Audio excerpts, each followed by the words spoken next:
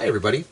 We're working through the trigonometry review here, and we're looking at question 7 here. It says an isosceles triangle has two equal sides of length 15. What is the maximum possible area of the triangle?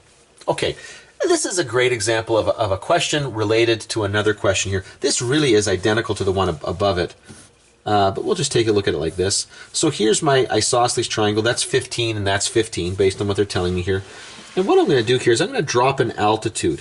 Okay, because this is an altitude, I know that altitude is going to cut. Okay, actually, maybe I should do it like this. I know that altitude is going to cut this in half. Okay, so whatever the base is, x is going to be half of the base when I drop that altitude. And then what I'm going to do is I'm going to put my angle theta right there. So just based on that information right there, I can tell you that the cosine of theta is going to equal x over 15. Meaning that x is going to equal 15 cosine of theta. Sine of theta is going to equal y over 15, which means I can write y is equal to 15 times the sine of theta. Now, area, which is what I'm trying to maximize, is going to be 1/2 base times height. But in this case right here, the base is 2x's and the height is y. And so I can see that the 2.5 here are going to cancel, and so really this is just xy. But x is going to be 15 cosine of theta, and y is going to be 15 sine of theta. Okay? So now, sorry, just a little distracted there, sorry. So now what I'm going to do is I'm going to multiply these two together here.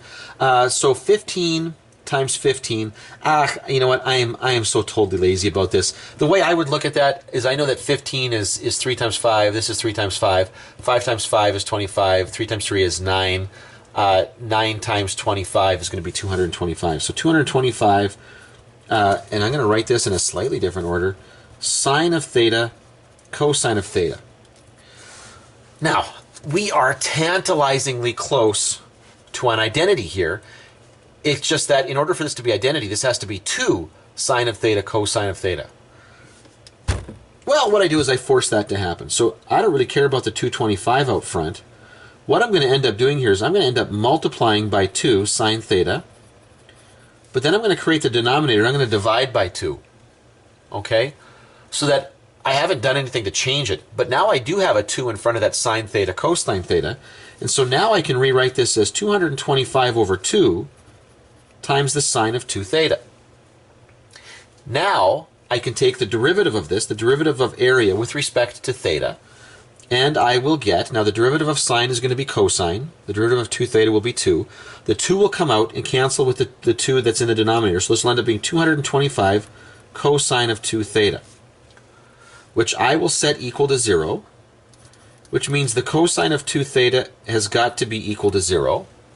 And that will only occur, and I'll come up here, because I'm running out of space there. That will only occur if 2 theta is equal to pi over 2. Now, there are other angles where that occurs, but that's assuming that we're rotating kind of around and we're looking at like the general solution here. But really, when you look at this, it only makes sense to talk about angles that would show up in the first quadrant. So pi over 2 is really what I want to get here, and then I'm going to divide by 2 and get theta is equal to pi over 4. Perfect. So now, that still doesn't answer the question as to what the possible area of the triangle is. All that does is tell me where that occurs, or what angle that occurs at. So now my area is going to be 225 over 2 sine of 2 times pi over 4. Well, 2 times pi over 4 is pi over 2. Sine of pi over 2 is 1. So the area is going to be 225 over 2 centimeters squared.